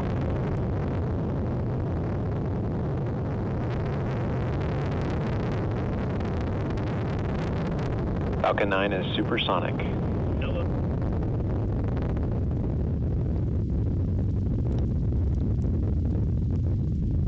Stage 1 throttle up. Des, the thing that I think is kind of amazing is... Copy. 1 Bravo. I get a little antsy when I got my seatbelt on and we're just sitting there in the plane, a 737, waiting to push back and fly somewhere. And I'm like, come on, let's get going. Let's get going. These guys, they lock themselves in before liftoff, because they got the camera inside the capsule. And I think they lock themselves in like 3 or 4 hours before liftoff. I was looking at that and I thought, boy, I hope you didn't drink a thirst buster on the way to work today. Right? I hope they plan that out accordingly. Yeah. You know what coffee does to you sometimes. Oh, man, yeah.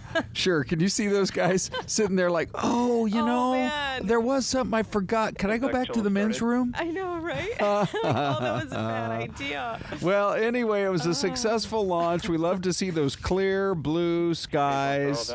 And so the SpaceX rocket got them up into space. The capsule is hurtling its way now toward the ISS.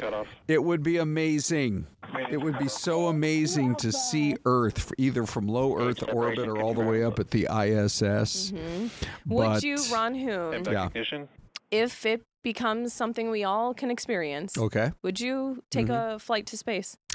Yeah, I would do one of these 11-minute flights on the Blue Origin. Okay. But I would not go up for 6 months. I don't think you would either. Why? Because you might end up being there for 6 more and then 6 more. 6 more. Right? Yeah. And there's no 11 minutes, please. Yeah. There's no guarantee on these round trips with the ISS lately, right? Yeah. Well, first of all, I'd miss my grandkids too much. You'd miss your kids. Oh, my God. Yeah. Right. Yeah. And then I couldn't risk that. You know, I could go in the spring and plan to be back for football season.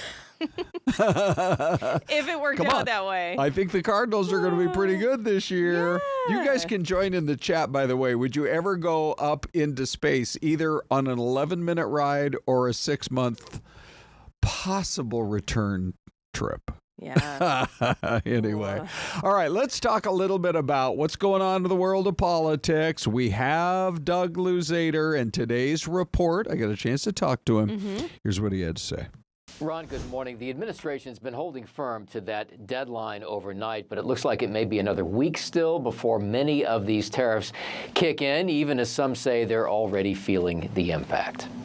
At midnight, many of the long-delayed tariffs the president promised back in April were finally set to kick in, but implementation has been pushed back another week to deal with logistics. And we're making a lot of deals. We're making deals for trillions and trillions. Nobody's ever seen anything quite like it. The president yesterday pointed to deals he's already made with big U.S. trading partners like Japan and the European Union, with more to come.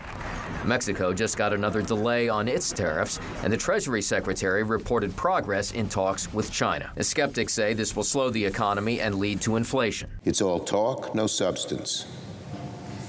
All hat, no cattle. And raises the costs for average Americans. North of the border, we're already seeing an impact. At this Toronto store, you can still buy wine, but you'll walk right past a sign that says U.S. products are no longer available. And Canada got a hike in tariffs actually overnight. They kicked in overnight. The president says that Canada has not done enough to cut down on drug trafficking. Ron.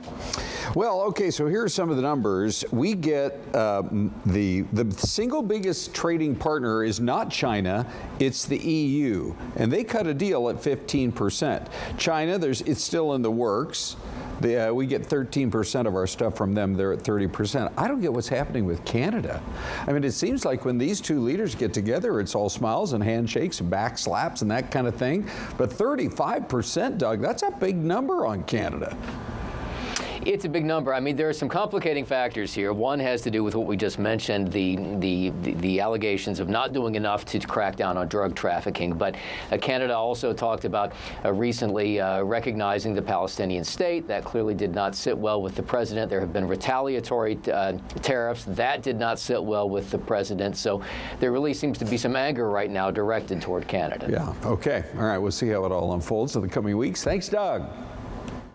Okay, so always interesting to get good perspective from him. And by the way, let's update you on the poll question. Right now, 25% of folks say, look, all these tariffs are just going to make inflation worse. 68%, though, say, I think he's trying to bring jobs back to the U.S., and I think it will bring in billions of dollars to cut the deficit. So those are your options. And grab that QR code. Let us know what you think, Des. I'm liking Dave. Good old Dave Brousseau. He's like, my flying days are over. And Isabella was like, so no airplanes for you? Yeah, let alone going to outer space. I don't even think I'm flying to Chicago. Husky mom, Des, nope. I'll live vicariously with NASA's help through those who do. Right? Well, the NASA TV channel is amazing to watch. It is. So yeah. Those she makes liftoffs never get old. Yeah, she makes a really good point there, too. Okay, so just real quick, Justin Timberlake has revealed a diagnosis. Let me see, where's our video of Justin Timberlake? He had been getting criticized on the last few stops on his 2-year tour that he was making the audience do a lot of the singing. He was like, you guys sing along with me, and then he would just let them sing. I guess he was pretty sick with Lyme disease. Yeah, and he was pretty shocked to learn about his diagnosis. Yeah. Lyme disease is a bacterial infection. It's spread through the bite of black-legged ticks. So he was kind of shocked to learn that he had been dealing with this. He said that he's, a quote, a pretty private person. This was part of his post, but that he was sharing the news in an effort to be more transparent about my struggles so they aren't misinterpreted. And doctors are still trying to understand why the symptoms can be so different from one person to the next. But I guess if there was any good news, Des, to come out of it, it is something that we really don't, of all the stuff in Arizona, it's one thing we really don't have to worry about. The incident in Arizona might be the lowest in the United States of Lyme disease because we just don't get those ticks. You got to have more humid conditions. Right. The rate is 0.1% per 100,000 people. By the way, the states with the highest reports of Lyme disease are, 212 people per 100,000 in Rhode Island. In Maine, 194 people per 100,000. And in Vermont, about also 200,000 or 200 per 100,000. So it's a lot of those East Coast states that deal with this, and we don't have to worry about it too much. Where ticks live. Yeah. Okay, we have a treat for you guys. We have a man who has seen the world and hiked on every continent. Oh, cool. What a story. It's coming up next after a quick break.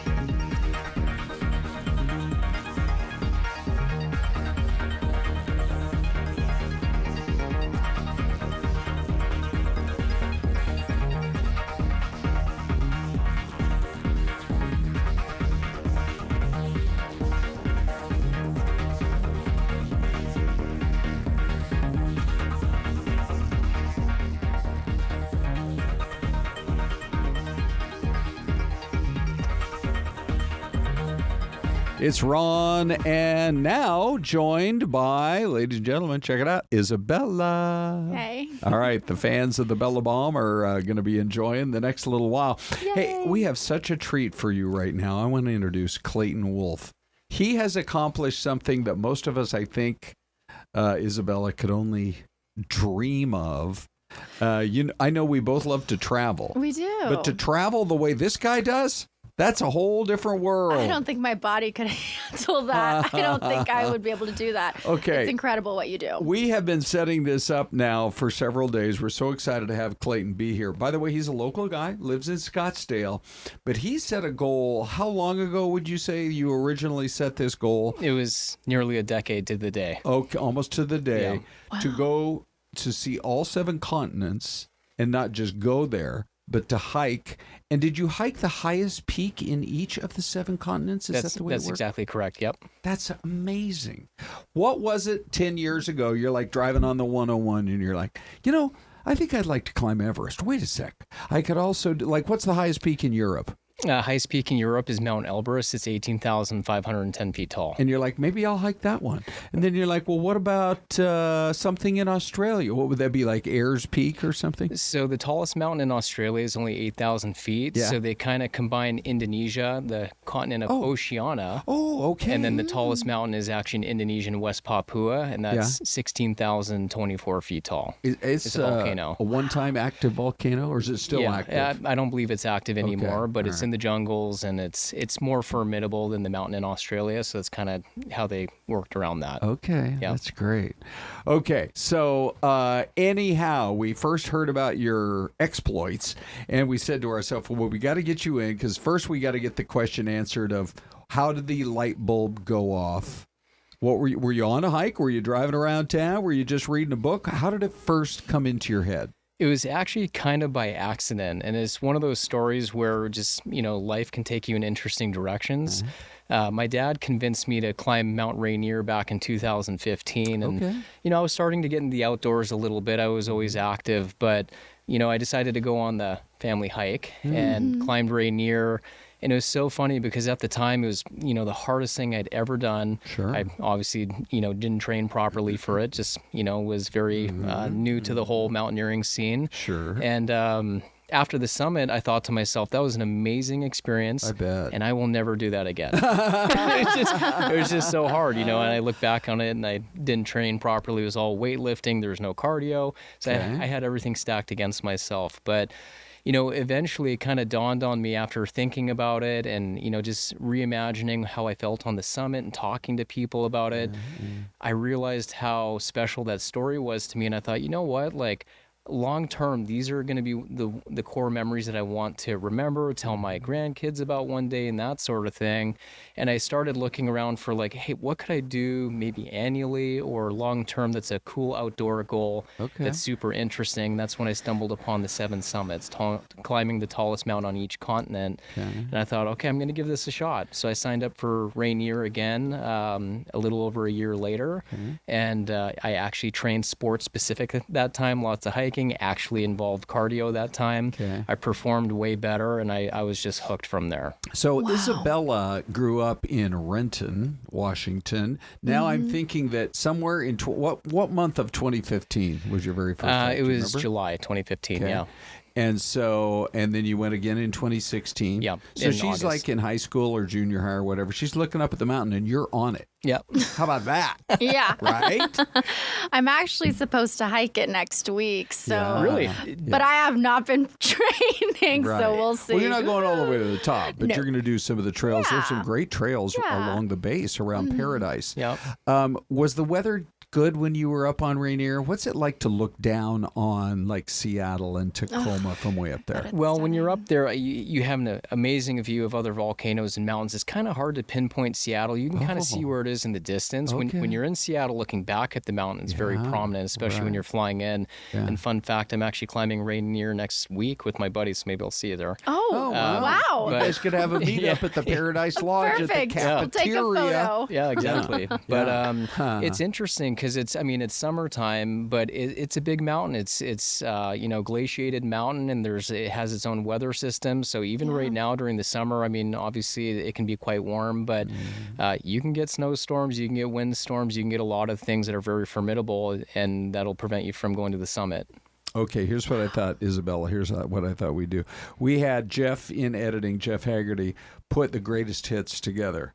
So we're going to let you kind of walk us through this. We're going to roll the video. It's going to be in this monitor right here. And why don't you just take us along on this amazing, life-changing journey of yours. And here we go. So take it away. Yeah, so this was on my way up Everest. This is me arriving into Camp 4, which is 26,000 feet. I'm on my summit push. You can see the summit right there, and all that snow blowing off is because the jet stream is hitting the mountain and blowing all the snow off. So this was in 2022.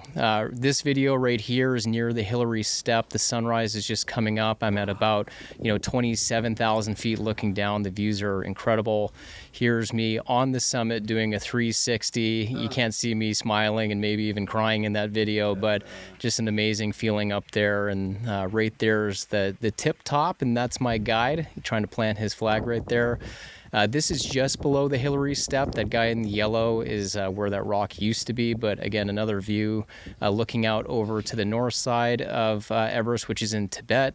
It's absolutely outstanding, the view, and it's really hard to put into words how you feel. There's the triangular face again. That's the summit, the south summit, and again, that jet stream hitting and blowing all of the snow off. That's me right there in the blue suit walking up. Again, another shot of the Hillary Step from just a different angle. At that point, you were about how far? Were you 100 feet from the summit?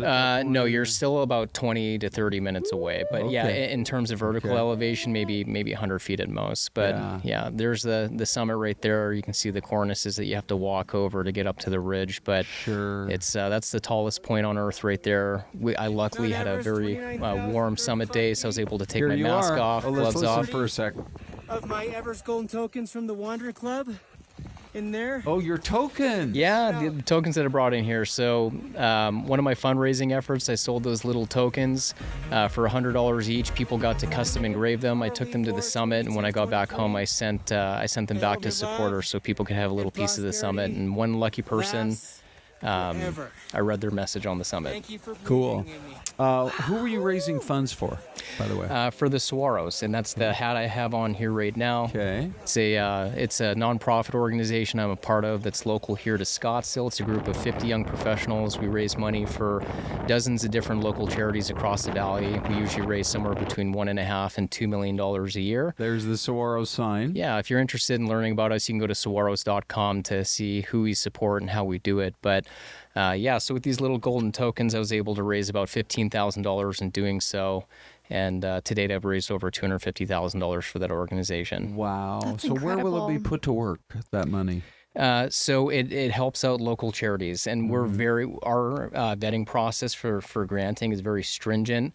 We're looking at all their IRS documents. We're looking at their impact report, making sure that the money we give doesn't just go to administration costs, but has a direct impact for kids. Yeah. It's everything from Phoenix Children's Hospital, Arizona Burn Foundation, the Care Fund, lots of different charities. What are we looking at here? That was actually, this is me on my summit night. You start going for the summit in the middle of the night. This was about 9 p.m. This is me starting to work up the triangular face. The shot before was at the balcony. This is arriving to Camp 4. This is at the top of the Lhotse face, right before the Geneva Spur. You're climbing at that pitch for about 6 hours. Wow. So it's straight up and down, essentially. You don't want to fall. Was it the most challenging of all 7 peaks? Absolutely. Denali is a close second because of how physically demanding it is. You're carrying about 100 pounds of gear split between your back and a sled that you have to drag for a week uphill. But with Everest, the expeditions take anywhere from, 30 to 70 days, depending on if you do a speed climb. So when you're living in a tent at over 18,000 feet for 60 days, staying healthy is one of the most challenging components of that. And that's just something other mountains don't have because it's just simply the duration on the mountain. Right. I have a question. Yep. Just give the viewers an idea of how cold it was up there. What was the temperature? I can't even begin to imagine. I got lucky. You know, like I said, the jet stream can be up there.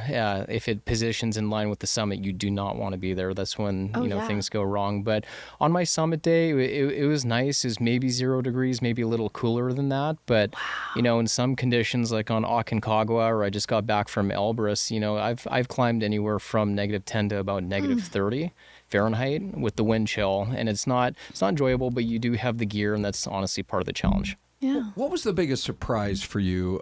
I'm sure you dreamt of it. Maybe you even had nightmares before you went up Everest. What was the biggest surprise of actually doing it? Yeah, I think getting there, it's the human component, because you hear it all the time. There's too many people, and it's, there's people that shouldn't be there. And you see in the movies that like people don't even know how to put their crampons and this and that. And I sat there and thought to myself, there's no way. Like I've put so much effort into this, getting here over the past 7 to 10 years.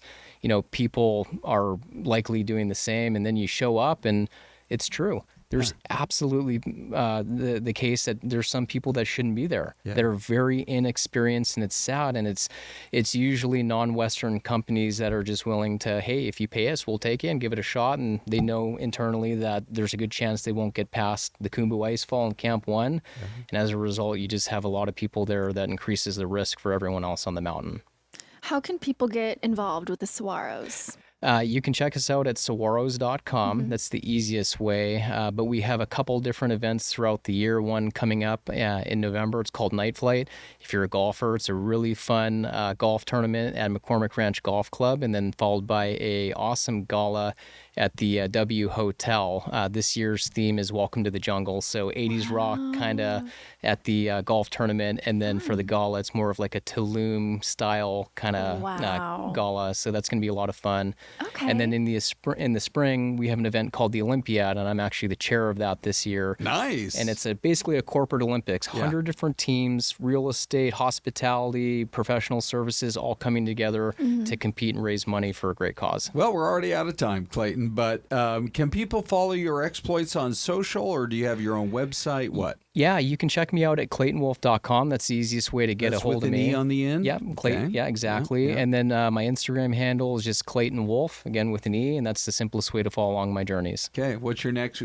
10 seconds left. What's your next goal? I'm going to cross-country ski to the North and South Pole. If you do that and the 7 summits, it's the Explorers Grand Slam. About 70 people have ever done that in human history. Wow.